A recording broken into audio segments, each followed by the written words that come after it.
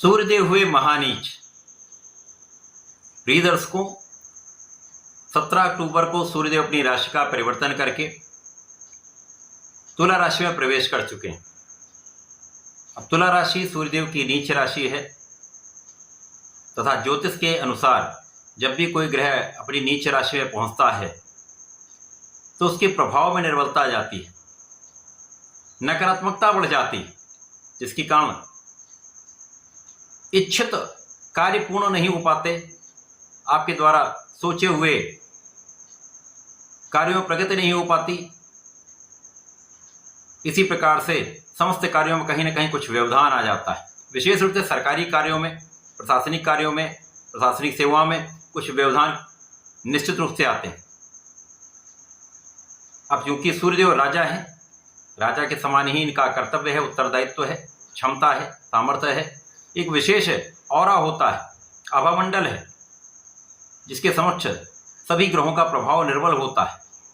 तो सूर्यदेव एक ऐसे ग्रह हैं जिनका प्रत्येक माह में परिवर्तन होता है। प्रकाश के एकमात्र स्रोत सूर्यदेव है, ऊर्जा का प्रवाह करते हैं।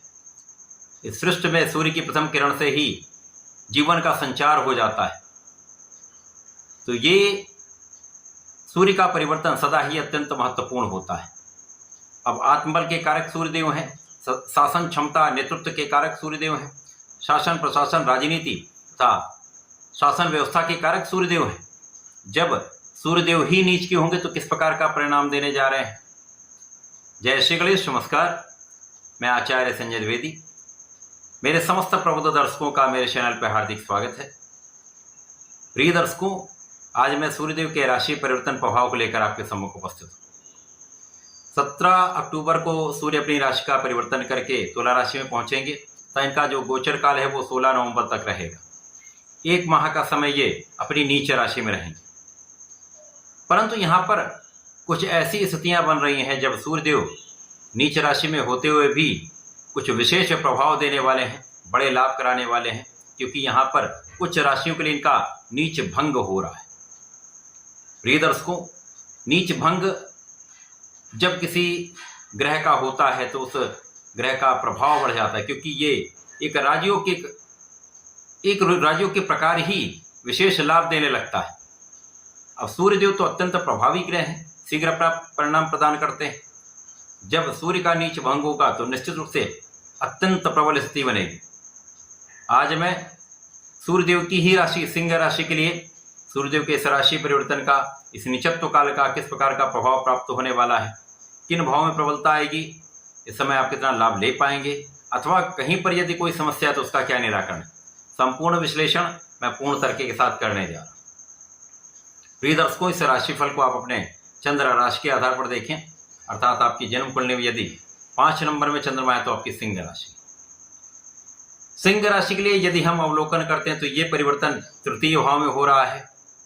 अब तृतीय भाव जो पराक्रम का भाव है, छोटे भाई बहनों का भाव है, इस भाव में जब सूर्यदेव पहुंचेंगे नीच राशि में होंगे।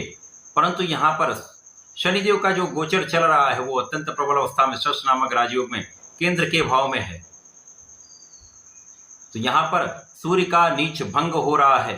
अब जब सूर्य का नीच भंग होगा तो ये एक राजयोग बन जाएगा, राजयोग के समान ही आपको परिणाम की प्राप्ति होगी। अब सूर्य का प्रभाव विशेष है, विशेष क्षमता होती है, यहाँ पर आपका पराक्रम अत्यंत प्रबल हो जाए। आपके पराक्रम के कारण आप अपने समस्त क्षेत्रों में लाभ लेने जा रहे हैं। छोटे भाई बहनों का संपूर्ण सहयोग आपको प्राप्त होगा तथा इस समय आपका भाग्य विशिष्ट रहने वाला है, महाभाग्य का साथ आपको मिलेगा। इस समय में आप निष्ठा के साथ अपने कार्य को करने वाले हैं। इस समय आप पूर्ण रूप से धर्माचरण करने वाले हैं, धर्म के मार्ग पर चलने वाले हैं। उच्च शिक्षा में संपूर्ण सफलता मिलेगी, शिक्षा का भाव प्रबल रहने वाला है। शासनिक प्रशासनिक सेवाओं की यदि आप तैयारी कर रहे हैं तो यहाँ पर विशेष योग है, जब आप इस समय में ही इसमें सफलता की प्राप्ति कर सकते हैं। कुछ विशेष योग हैं जब आपको सफलता मिलने का पूर्ण योग बन रहा है। जब व्यक्ति कोई पराक्रमी होता है, वहां पर भाग्य का साथ मिल जाए तो संपूर्ण रूप से सफलता प्राप्त होती है। ऐसी स्थिति सिंह राशि के लिए जातकों के बन रही है, तो ये एक सकारात्मक परिणाम प्राप्त होने वाला है। अब लग्न के स्वामी पराक्रम के भाव में है तो लग्न को प्रबलता मिलेगी।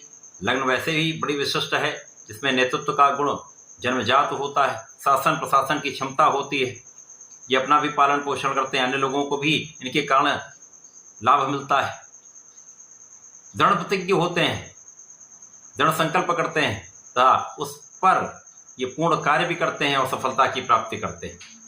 कैसी भी स्थिति आ जाए, सिंह राशि के जातक जब ठान लेते हैं तो उस कार्य को संपादित करते हैं।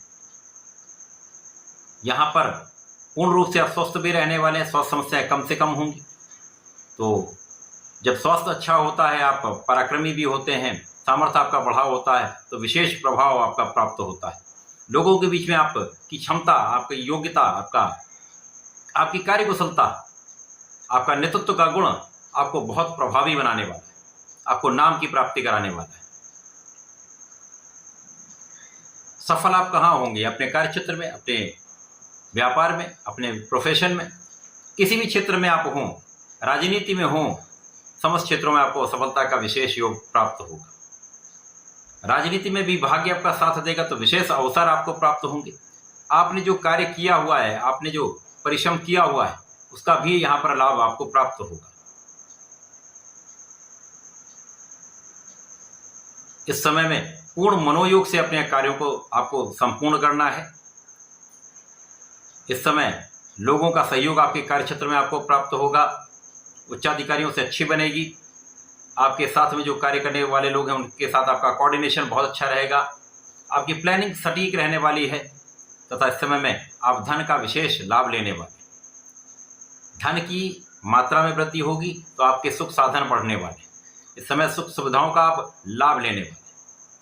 जनता का संपूर्ण सहयोग मिलेगा। माता के सुखों में वृद्धि होगी तथा माता का आशीर्वाद भी आपको प्राप्त होने वाला है। सिंह राशि के जातकों के लिए सूर्य का तृतीय भाव में होना, क्योंकि सूर्य तो वैसे विशेष है, इनकी क्षमता विशेष है, तो पराक्रम के भाव में होंगे तो ये आपको बहुत प्रभावी बना देंगे। इस समय में केवल आपको लोगों के साथ समन्वय बैठाना होगा, विशेष रूप से जीवन साथी के साथ सामंजस्य बनाकर चलना होगा, क्योंकि आपका जो प्रभाव है, आपका जो नेचर है, उसमें कहीं ना कहीं एक ईगो का भाव रहता है। इस भाव को आपको कम करना है, जिससे आप अपने जीवन साथी के साथ सामंजस्य बना पाएं। यदि साझेदारी में कार्य करते हैं तो वहां पर भी आपका समन्वय अच्छा बना रहे। इस कोऑर्डिनेशन को बनाकर चलेंगे तो इस समय में कोई विशेष समस्या का योग नहीं है।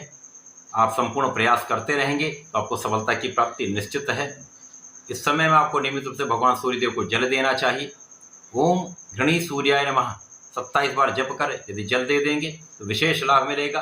प्रत्येक रविवार को भगवान भोलेनाथ पर जलार्चन करिए, गंगा जल अर्पित करिए तथा लाल चंदन अर्पित करिए। संपूर्ण कार्य बनेंगे। शासन प्रशासन से विशेष सहयोग भी आपको प्राप्त होगा। यदि इन क्षेत्रों में आप हैं तो बड़ी वृद्धि का, बड़े विस्तार का योग बन रहा है। तो ऐसा करके इसका लाभ लें। धन्यवाद, नमस्कार।